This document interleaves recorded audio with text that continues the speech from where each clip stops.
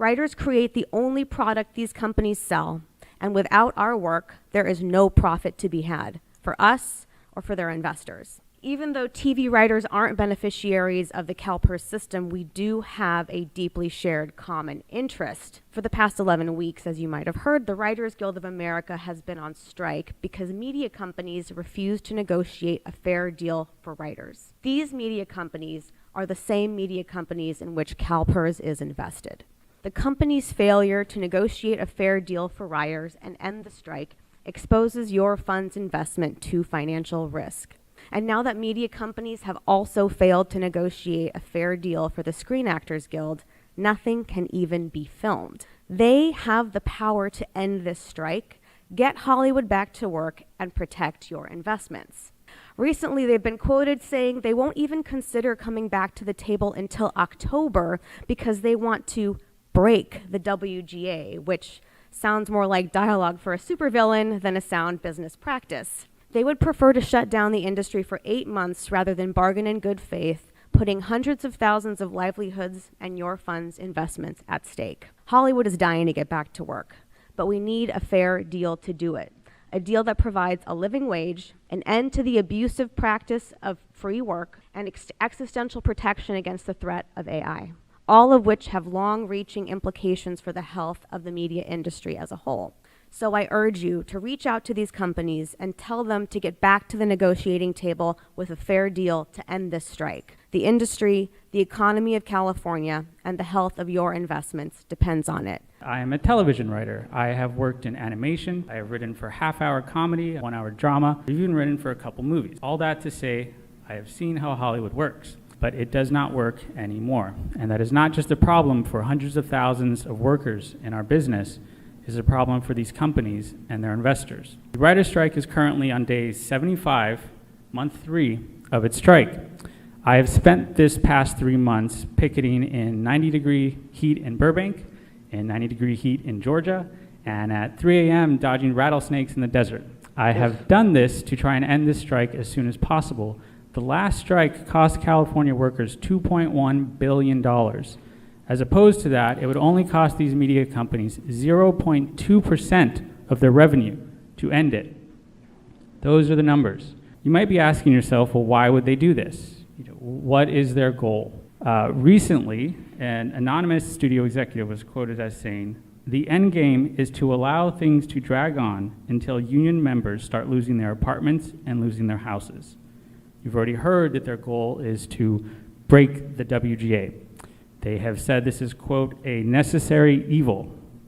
Of this self-described evil plan, they have said it's been agreed for months, before the WGA even walked out. Last week, the Actors Union also decided they had no choice but to join us on strike. In doing so, currently all production is ground to a halt.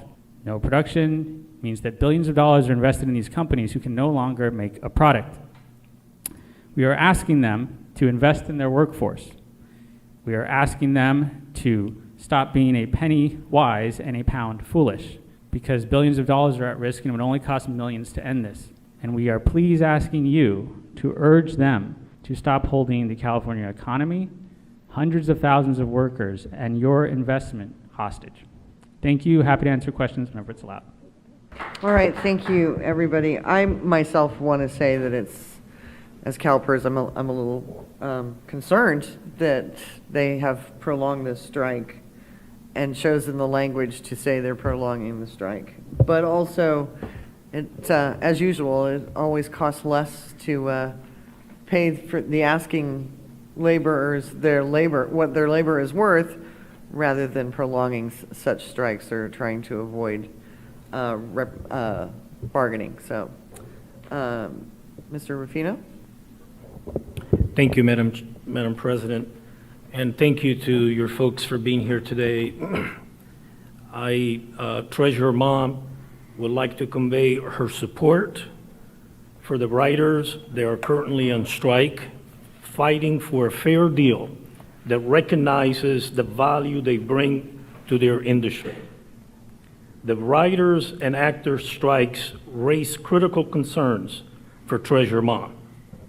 As a CalPERS board member, she is very concerned about the fiduciary risks posed by the ongoing strike, which the major studios and streamers have failed to take any action to resolve.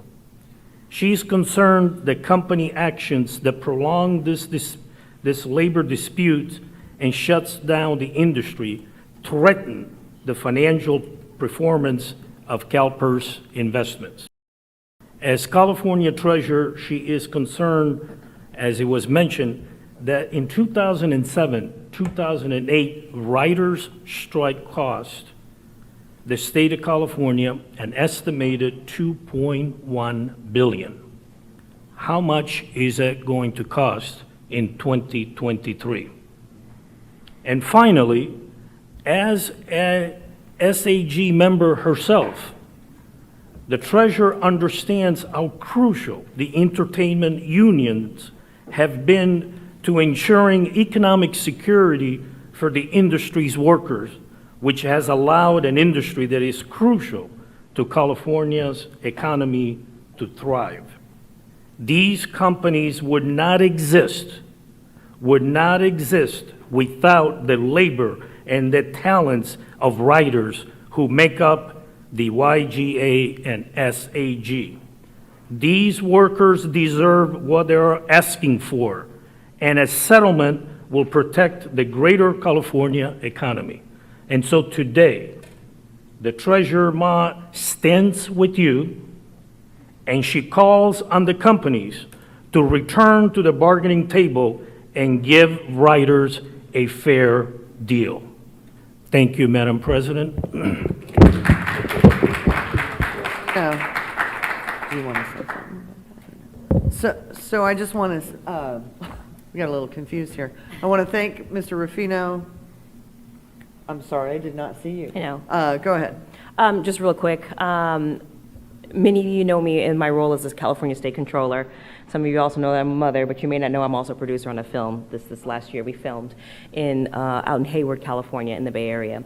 And it was a very eye-opening experience because it brought so much to the local economy. The caterers, the gaffs, the lighting, the grips, the sound, the mixing, the lighting. I mean, I just had an opportunity to learn a lot. And so I have historically always stood with workers, much like you, Teresa, and others on this body. And so this is a really unique moment in time. I too just want to affirm my support for the writers that are on strike. I was absolutely delighted to see that the actors joined this strike. I particularly was moved by the president of the Actors Guild, her remarks. They were so thoughtful, they were poignant, and they were very passionate. And I don't think she was acting, although she's a good actress. All that to say is that I believe that we're talking about an investment, $800 million of investment. Does that sound correct to you, Ms. Frost? I don't have that. You don't have the figure? You don't know? We don't know. No one knows the figure. But it's a significant amount of money, and I do think that whenever and wherever we have an opportunity to ensure that there are fair labor rules, that we should support workers and supporting the work environment and understand that this is a collective best interest for our investment. Thank you. Thank you, Controller Cohen. I will say that we appreciate you coming and talking to us, being a California state worker, also currently in problems in bargaining. Your struggle brings all of that to the forefront, so we thank you for that. In addition, I think I was just discussing with Ms. Frost what else we could do, so I'm going to hand it over to Ms. Frost because I think there are things being done right now. And Controller Cohen, we can get the number. It just depends on how you define the universe, so we can get that number. But as a part of our normal human capital engagement that we do with public companies, these are items that we do talk with privately owned or publicly held companies. So the team does have plans to reach out to these media-related institutions to have a discussion about the potential impact on their operations, impact on revenue, impact on profits related to this particular human capital issue. So we are happy to provide an update on that engagement back to the board.